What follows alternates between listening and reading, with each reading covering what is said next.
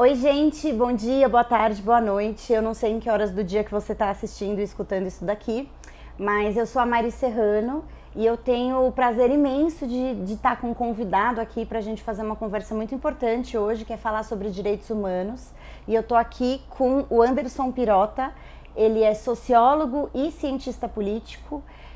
Ele também é dirigente do Sindicato dos Bancários aqui de São Paulo, Osasco e região. E Anderson, com o seu trabalho no sindicato, direitos humanos é o coração do negócio, não é? Exatamente, doutora Mariana. Gente, primeiro, muito obrigado pelo convite. É uma honra, um carinho imenso. Tratar de um tema tão importante e tão necessário falar que são direitos humanos. Eu vou contar uma história para você que quando eu era adolescente, já no interior, em Valparaíso, aqui no estado de São Paulo, eu sempre ouvia falar que direitos humanos é coisa de bandido, é coisa para defender bandido. Acho que várias pessoas, né, já ouviram isso, que direitos humanos só servem para defender bandido. E eu cresci com esse discurso, porque eu ouvia na família, a minha família falava isso, meus vizinhos falavam isso, na TV falavam isso, políticos falavam isso, que direitos humanos era coisa para bandido. E com o passar do tempo, quando eu entrei na universidade, eu comecei a entender que há por trás uma história do porquê que é importante falar direitos humanos. Claro, nós estamos celebrando esse ano, no dia 10 de dezembro, 75 anos da Carta Universal de Direitos Humanos. E por que a gente precisa falar, né, sobre isso? O que são direitos humanos? Eu quero começar por aqui, viu, Mariana? O que são direitos humanos e por que surgiu? Bom, todo mundo sabe, não é novidade para ninguém, o desastre que foi e a vergonha até hoje, a Grande Segunda Guerra Mundial. Esse extermínio, ele nos envergonha como seres humanos, que é algo que não se pode acontecer nunca mais. Infelizmente, nós estamos aí assistindo uma outra guerra entre Palestina e Israel, que requer uma pesquisa mais aprofundada, requer um diálogo bem mais aprofundado sobre isso. Mas para definir, enquanto sindicalista, enquanto pesquisador, enquanto sociólogo mesmo, enquanto corintiano, né, gente, também? Vai, Corinthians! Que eu sou corintiano. Eu também. Que direitos humanos, eles são os direitos básicos de uma cidadã, de um cidadão, que são direitos civis, são direitos políticos, são direitos econômicos, sociais, é o direito à propriedade, você ter a sua casa, é o direito a você ir para a universidade, é o direito a você se alimentar. Isso é fundamental. E a gente ainda vive um momento histórico em que até se alimentar, né, Anderson? Exatamente. Muita gente não tem acesso. Esse não ter acesso é o direito à água potável. Isso é direito humano, são esses direitos básicos, são esses direitos individuais e direitos coletivos. E principalmente o direito ao emprego e o direito à renda. Muito bem. Gostei muito da sua definição, assim, porque eu acho que coloca pra gente que quando a gente fala de direitos humanos, então, primeiro, não é pauta de defender bandido, né, que nem o povo fala, é pauta de defender pessoas em todas as condições possíveis, inclusive pessoas que são acusadas de terem cometido crimes também, mas exatamente, assim como qualquer outra pessoa em contexto social, né? E aí eu lembro, estudando o direito do trabalho na universidade, a gente tinha muito um termo que eu gosto, que fala de patamar mínimo civilizatório. E para mim parece que está muito nisso, assim. Existe um mínimo que as pessoas precisam para a gente estar falando em termos de civilização, não de barbárie, né? Basicamente. Bom. E direitos humanos parece que toca nesse lugar, que independentemente de crença, independentemente de visão política, independentemente de posicionamento, de raça, de cor, de classe social, de se a pessoa tem uma deficiência ou não, todas as pessoas têm que ter acesso a um mínimo para que a gente consiga coexistir em paz, para que a gente consiga viver a nossa vidinha, né? E ser feliz, e que a vida não seja uma grande alienação entre acordar, trabalhar, voltar para casa, dormir, E aí, conforme as diferenças entre as pessoas, você vai inserindo coisas, né? Mulheres, você coloca uma jornada de trabalho doméstico antes e outra depois do trabalho, para fora também, enfim, né? Exatamente. Dialogando sobre isso, né? Direitos humanos, e eu sempre vem na minha cabeça a seguinte informação: o acesso à justiça é um direito humano. Nossa, é verdade. Não é? O acesso à justiça, e isso é fundamental, é um pilar da democracia. O que sustenta uma democracia é o acesso que você tem à justiça, e é papel do Estado. Além disso, como nós estamos falando, que é papel do Estado? Garantir a água potável, e é papel do Estado, enfim, garantir todos esses direitos básicos, mas nós assistimos no último governo, vamos dizer assim, uma violação tremenda dos direitos humanos, sabe?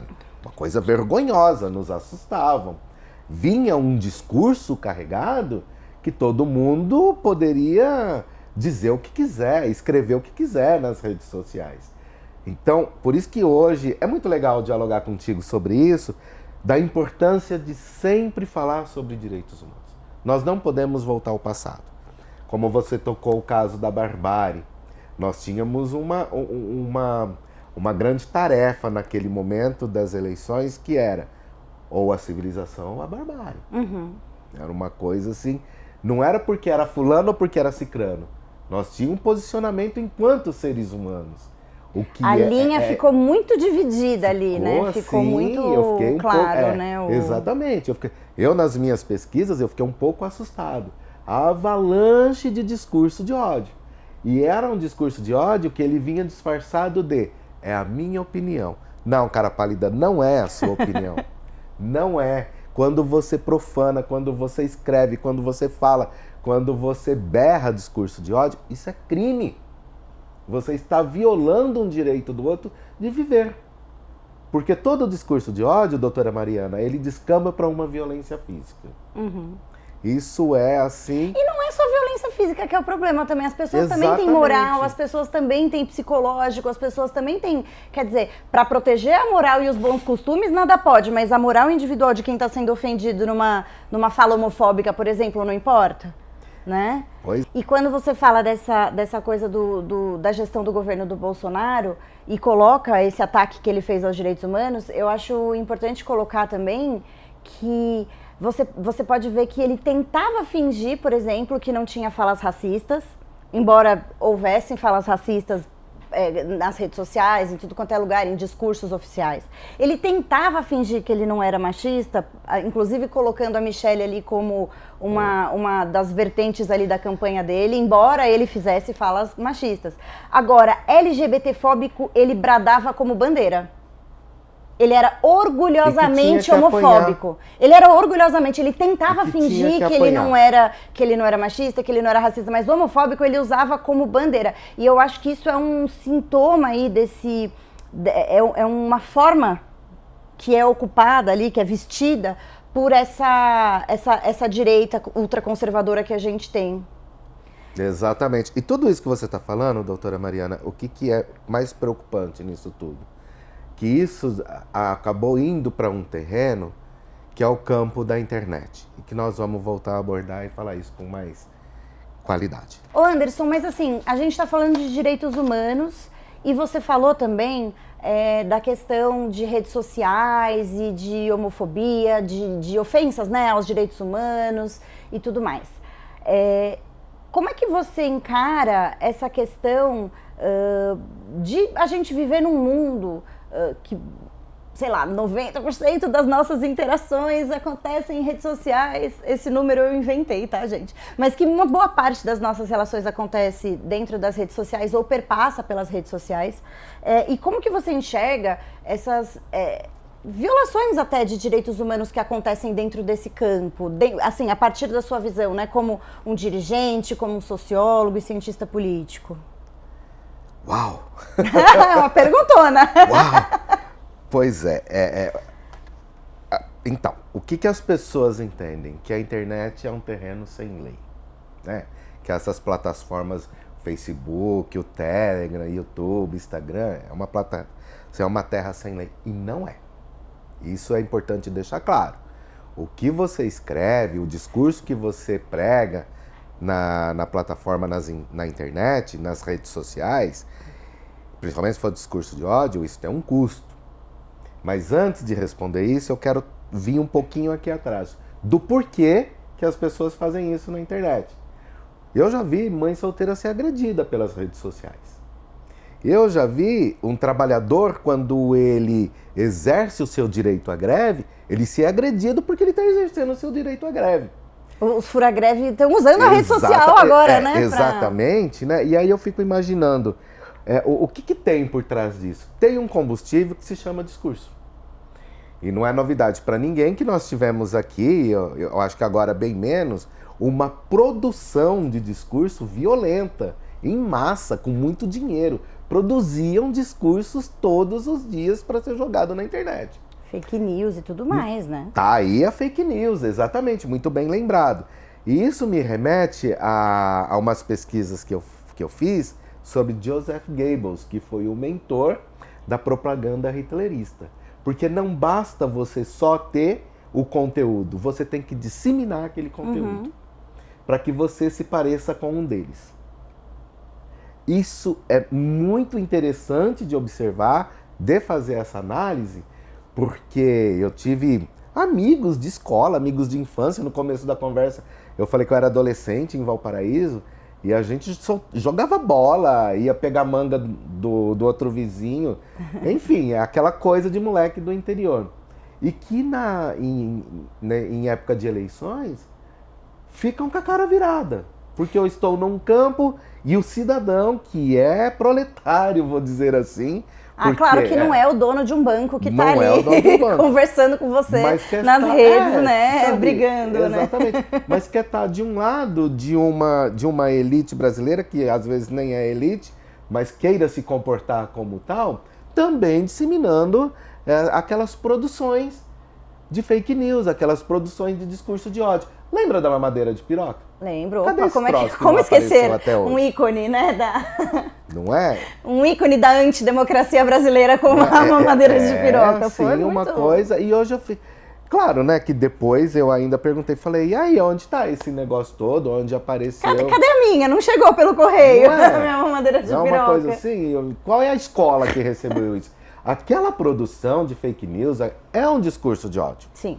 Porque dali começaram a surgir que iria existir no Brasil uma tal de ditadura gay. Não, e que a mamadeira de piroca é tipo assim, vamos olhar pra mamadeira de piroca só um segundo, por favor, eu nunca tive a oportunidade de fazer isso. Ela tá dizendo que você vai colocar uma piroquinha na mamadeira pra alimentar um neném, pra que o seu nenê fique gay. É isso que tem por trás desse discurso. É isso que tem por trás desse discurso. Mas a sedução desse discurso aí... Isso é real. A sedução desse discurso, com quem que esse discurso está dialogando, né? Claro. Com quem que esse isso que você falou, né, eu não sei falar o nome dele, do Goebbels, é isso? Joseph Goebbels. Joseph Goebbels. Sobre como se precisasse criar uma comunidade que reproduz, exatamente, né? E a internet é super sobre sentimento de comunidade, então você vai ver o perfil das pessoas que reproduzem isso é igualzinho, né? Tanto que a gente até zoa na internet com memes, tipo, o cara reaça com óculos, enfim, né? Porque é uma estética... A crise também é estética, né? Exatamente. Vamos dizer assim. E determinados produtos já prontos para você jogar na internet, que vem embutido um discurso de ódio, você começa a perceber a estética, a qualidade e a avalanche de dinheiro que aquilo ali leva para ser produzido. Mas ele só tem efeito, e aí eu, enquanto sociólogo, criei um termo para isso. Mula cibernética. Você sabe que aquilo não é verdade. Eu quero falar com você bem sério. Você sabe que aquilo não é verdade. Você sabe que aquilo é mentira. Você sabe que aquilo vai ofender pessoas. Vai ofender a nós LGBTs, a nós mães solteiras, a nós negros, a nós indígenas, a nós protestantes, cristão mesmo, principalmente cristão progressista, mas mesmo assim você repassa aquele conteúdo. Você sabe que tá errado e você clica no tipo aceito e desejo continuar, né? É a certeza que não tem lei e que eu posso fazer o que eu quiser. Mas é isso, a internet ela cria um suposto anonimato, não é? Você não acha que tem aí? Pois é. Uma falta de medo da repercussão, vamos dizer assim? Tem isso pelo seguinte, se o ex-presidente falar, por que eu não posso falar? Tem esse elemento. Ele chancelou todo o discurso opressor, foi chancelado pelo maior cargo do país. Chegou onde e ele não teve consequência. Ele não teve consequência. Então, que lição que a gente está dando para as pessoas? Exatamente. É aí que eu quero chegar. Porque, em primeiro lugar, o que é discurso de ódio? Né? A gente está aqui dialogando, nós falamos sobre direitos humanos, mas e o discurso de ódio? O que é isso, né? De onde vem isso? Gente, olha, eu destaco que discurso de ódio e preconceito não é opinião. Para com esse negócio de você ofender o outro, de você desejar a morte do outro ou da outra porque é LGBT, porque é negro, ou porque é indígena, ou porque é pardo, ou porque é isso, porque é aquilo. Isso não é sua opinião. Isso é crime. Isso é crime. O que nós estamos dialogando aqui, conforme eu falei já aqui, que em primeiro lugar o que é discurso de ódio? E hoje você vai aprender o que é discurso de ódio. Discurso de ódio são manifestações de ódio, desprezo e intolerância motivadas por preconceito, principalmente no terreno da internet. Terreno da internet não é um terreno sem lei. É preciso tomar muito cuidado com isso. Principalmente, eu tô falando aqui do terreno da internet, mas tem uma coisa que agora a gente precisa dialogar também, viu, doutora Mariana? Que é o raio das correntes de WhatsApp. O WhatsApp, ele é uma rede social, né? Tudo bem que a gente usa para outras coisas, mas ele é também uma rede social, é uma né? grande interação, né? Ali estão os meus grupos, da família, da facu, da galera do trampo, etc e tal. Principalmente agora que começam as temporadas de grandes confraternizações de fim de ano. Então a galera, assim, o WhatsApp tá bombando, se manifestando. E eu quero tocar num assunto que venha aparecendo muito, que além, isso aparecendo na internet, é o discurso de intolerância religiosa. Fim de ano é um momento que as pessoas, né, celebram muitas vezes, né, com cultos, com referências das suas tradições religiosas, né? Então, exatamente. Quando tem momentos que chamam tradições religiosas, normalmente é o momento que os intolerantes também aparecem, né? Tem a menor sombra disso. E eu quero lembrar para essa questão de intolerância religiosa, eu acho que a gente pode fazer depois até uma outra conversa mais aprofundada sobre isso, né? O porquê que matrizes africanas são tão agredidas nesse país, porque tem um discurso por trás. Tem um discurso por trás, que você cria um inimigo, que você cria um demônio, que você cria isso, que você cria aquilo. A coisa de demonizar a religião, inclusive, de demonizar o corpo negro, é uma estratégia, né? Sim. E aí o Estado, com políticas de embranquecimento, quer dizer, entre aspas, demonizar, né, as religiões de matriz africana, também é um discurso que faz parte dessas políticas de embranquecimento. Sem a menor sombra de dúvida, e principalmente... E eu não lembro qual ano que foi a Constituição que teve, talvez a de 32, mas... que ela falava que a educação era um direito de todo cidadão, mas ela excluía a população negra. A Constituição expressamente excluía a população negra do direito à educação. Então, quando a gente fala, por exemplo, de cotas, que também é direito humano, enquanto uma reparação histórica, para as pessoas que têm dúvida de por que precisa, tinha uma Constituição Federal que literalmente excluía a população negra do direito de acesso à educação. E isso também é direitos humanos, né? Totalmente, totalmente. Eu sou um grande defensor das cotas. Não tenho dúvida disso. Não tenho dúvida disso. Além de reparação histórica, é uma reparação também, eu vou um pouquinho longe, é uma reparação econômica. Porque quando as cotas... Eu lembro muito bem disso porque falavam assim, agora tem cota, mas... eu quero ver manter dentro da universidade. Havia uma desconfiança tão grande em relação a isso, que é luta de classe, gente, porque é assim, o Brasil, eu costumo dizer, o Brasil foi para dentro da universidade. Hoje você vê a cara do povo brasileiro dentro das universidades federais. Com produção acadêmica, com produção tecnológica de ponta, sabe? Mas a manutenção, ela também é um dever do Estado. Exatamente. Ela é um dever do Estado. Em que sentido? Como que o Estado deve manter essa manutenção? Além das cotas, é também a geração de emprego. Esse Estado tem o compromisso de fomentar, de dialogar e criar empregos e geração de renda.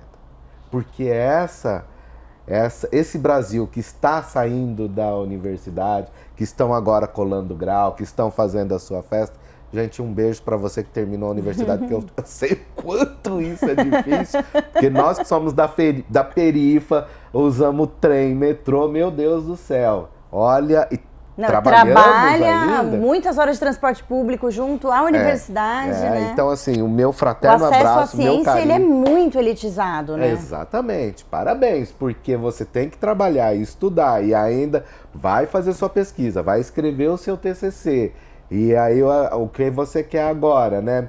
É publicar a sua tese, a sua dissertação, para quem está na pós-graduação. E claro, o emprego eu estudei, né? Tu tem uma qualificação. E essa qualificação, Mariana, quando a gente está falando da manutenção, que o Estado tem que fazer essa manutenção, acho que é isso que a gente está falando, você tem aí uma mão de obra extremamente qualificada, que vai vender o seu conhecimento, que vai vender a sua força de trabalho em troca de salário. Então, dá uma mexida nessa sociedade, né? Nessa sociedade brasileira que estava acostumado de mandar apenas o seu filhinho, que não trabalhava, que não tinha problema nenhum, para a universidade pública. Então, essa nova cara da universidade pública, esse direito à universidade, que é um direito humano, Sim. E depois, quando você sai da universidade, você vai procurar um emprego, dá também, mexe muito na política cultural do país. As pessoas ficam mais críticas, mais seletivas. E quando você fala de trazer, por exemplo, né, que a gente descambou o caminho aqui para falar sobre o acesso ao estudo, acesso às universidades e tudo mais, que também são direitos humanos, a gente, de certa forma, está produzindo, né, enquanto sociedade, conhecimentos diversos. E produzir conhecimentos a partir de outras perspectivas e vivências também nos permite mudar um padrão científico que é muito eurocentrado, né? A gente tem uma ciência muito produzida de uma forma muito embranquecida, muito com interesses de classe muito recortados, né? E aí quando a gente coloca nas universidades pessoas de lugares diferentes, de territórios, né, diferentes, de cores diferentes, de raças diferentes, religiões diferentes, enfim, quando a gente vai trazendo essa diversidade para dentro do território da universidade, o padrão científico vai mudando. E aí, aqui eu quero fazer uma ponte, quando a gente fala dos discursos de ódio, que era o que a gente estava falando, o quanto o discurso de ódio não é produzido e fomentado porque ele tem um olhar sobre a sociedade muito raso. Ele e tem quando uma a função. Pessoa aprofunda, quando ela vai Sim. para a universidade, quando ela acessa o conhecimento, e quando esse conhecimento não é produzido só por pessoas brancas e ricas, né? Talvez aí também esteja uma das chaves para combater o discurso de ódio, porque aí você está podendo aprofundar aquilo. É um belíssimo instrumento. Conhecimento é um belíssimo instrumento para combater o discurso de ódio. Quer deixar essa extrema-direita brasileira de cabelo em pé?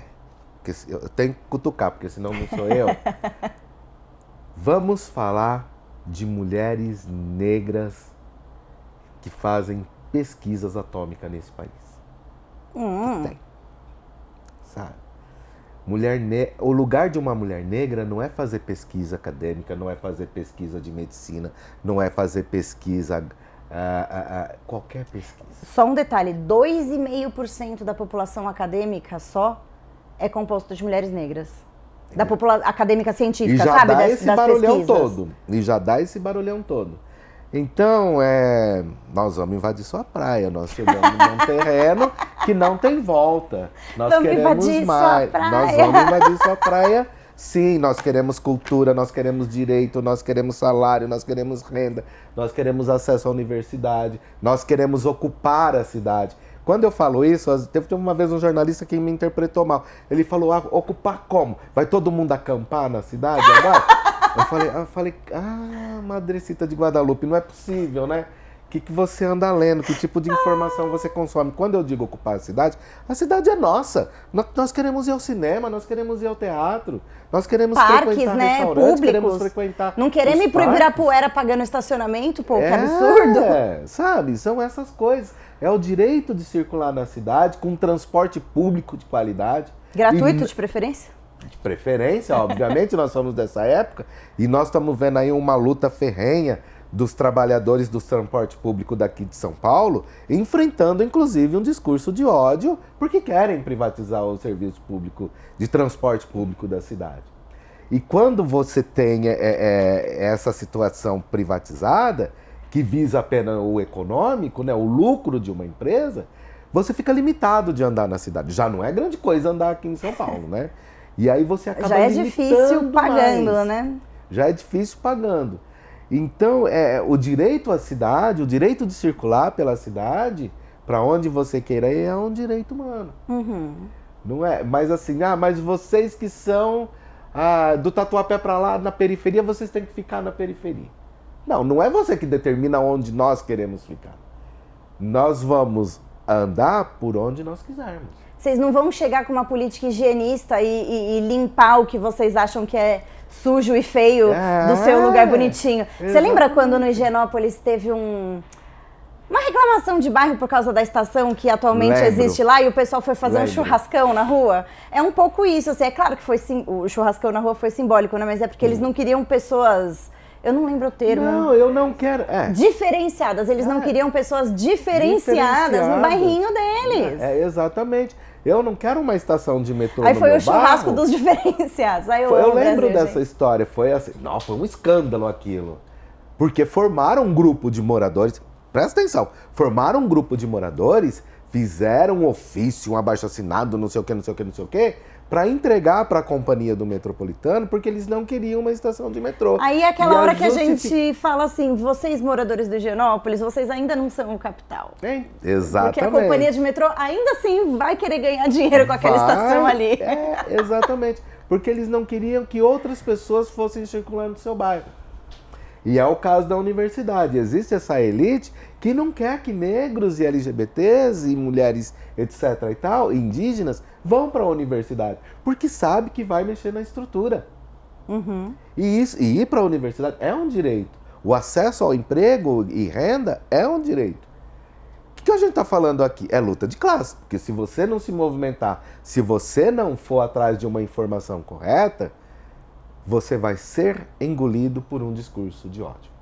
E como nós falamos do discurso de ódio e sobre intolerância religiosa, eu quero lembrar para quem nos assiste a Lei 9.459, que é do dia 13 de maio de 97, que ela prevê punição para crimes de discriminação, ofensa, injúria praticados em virtude de raça, cor, etnia, procedência nacional ou religião, seja dentro de um estabelecimento público ou privado, ou aonde? No terreno da internet. Isso é fundamental. Então não sai escrevendo as asneiras aí, porque você quer escrever, mas Anderson e Mariana, é a minha opinião. Não é. Discurso de ódio não é opinião. Discurso de ódio é crime. Perfeito. E um adendo disso, eu fiz para deputada Erika Hilton, assim que ela foi eleita, ela foi a mulher mais votada do Brasil. E ela sofreu muito discurso de ódio por ser uma mulher trans, por ser uma mulher preta que está ocupando este cargo, né? E, porque, né, uma travesti preta ocupando o cargo de deputada federal e quando ela tomou posse, gente, escândalo. Ela entrou de cropped. Que maravilhosa, Erika Hilton. Um beijo. Se você assistir isso aqui, um beijo enorme para você. Um beijo, deputada. E aí a gente fez, né, um trabalho para ela de identificação de mais de 50 pessoas que fizeram comentários racistas, né, e transfóbicos contra ela na internet. Então, só para dizer que você que acha que você vai sair impune do seu racismo, da sua LGBTfobia e do seu machismo porque você postou o seu comentário na internet, meu querido, a gente vai te achar. Porque dá para achar. Porque dá para rastrear. Porque a internet não é uma terra sem leis. tá? A gente achou 50 pessoas que fizeram agressão contra a Erika Hilton, desqualificando-a por ser negra e por ser trans. E existe agora processo em curso, inclusive de indenização civil, não só da questão criminal, né, por conta do crime de racismo praticado, mas também indenização pelo que aconteceu. Exatamente. E um outro adendo que eu queria fazer, que eu pensei muito a partir de toda essa conversa, é que basicamente direitos humanos é querer o direito de todo homem branco, cis e hétero e rico que pisa na terra. Direitos humanos é querer estender para o resto do mundo o direito que uma parcela muito pequena da população já tem, já vive, já usufrui e já aproveita. Ah, exatamente, viu? Agora, para você que nós estamos falando de racismo, né? E racismo religioso. Quando uma trans chega no parlamento, você tem noção do quanto isso mexe numa estrutura? Atiça o quanto que isso provoca. Nossa, o povo de direita fica doido ali, né? Fica doido e vai ficar mais, direita fica maluca. né? E é assim, olha, quando você condena a religião do outro, você deixa de praticar a sua fé. Eu estava fazendo a pesquisa e é muito interessante que estar em paz com a sua fé é você aceitar a fé dos outros. É aquela tal história, né? Quando você começa a hostilizar muito o outro, fazer muita piadinha porque é LGBT, fazer muita piadinha porque é mulher, aquelas coisas toscas, é porque você ainda não resolveu a sua orientação sexual. Tem uns filhos de presidente aí que precisam ouvir isso, de ex-presidente. Poxa, eu tô aqui tomando cuidado pra falar. Bom, eu gostei, viu, doutora? Gostei, exatamente, viu? Então é assim, e para isso eu quero dizer para você, existe o SUS com bons profissionais. Se você ainda não se resolveu com a sua orientação sexual, você tem que procurar um profissional, porque vai se tratar, né? Pelo amor de Deus. Não Para de violentar os outros porque tem algo não resolvido dentro de você. Né? Porque não tem algo resolvido dentro de você. Mas... E como a gente já vai caminhando para os finalmente também... É isso que eu ia dizer. Eu queria te perguntar, Anderson, se você tem pra gente encerrar aqui, não deixar um negócio maçante e também convidar as pessoas para quererem assistir outras coisas que a gente vai fazer juntos. Por favor. Você tem algum que você gostaria de falar de encerramento, assim, de uma conclusão sobre, ou alguma coisa que você sentiu que você ainda precisa dizer, que não foi dita? Então, né, eu vou voltar de novo na questão dos direitos humanos, porque é disso que nós estamos falando, do direito à vida. Eu convido cada uma, a ler a Carta dos Direitos Humanos, que ela é belíssima, ela está em todas as línguas. O Brasil foi um dos primeiros países a assinar o protocolo, a ratificar a Carta dos Direitos Humanos. E aí, depois que você lê a Carta dos Direitos Humanos, essa carta eu acho que ela deve ser acessada e espalhada para todo mundo também. Eu quero que você lê o 5º artigo da Constituição Federal. A nossa Constituição é belíssima e quando você lê o 5º artigo da Constituição Federal, você compara a questão de conteúdo. Nada denso, viu, gente? Mas comparando os dois conteúdos e que você se vê como seres humanos, que você se vê como um ser humano, em coletividade, e entenda essa palavra, a laicidade do Estado brasileiro. O Estado brasileiro é laico. Então todo mundo tem o direito de cultuar a sua fé, os seus ritos, todo mundo tem o direito de ser feliz, todo mundo tem o direito de amar, todo mundo tem o direito de se alimentar, todo mundo tem o direito de viver.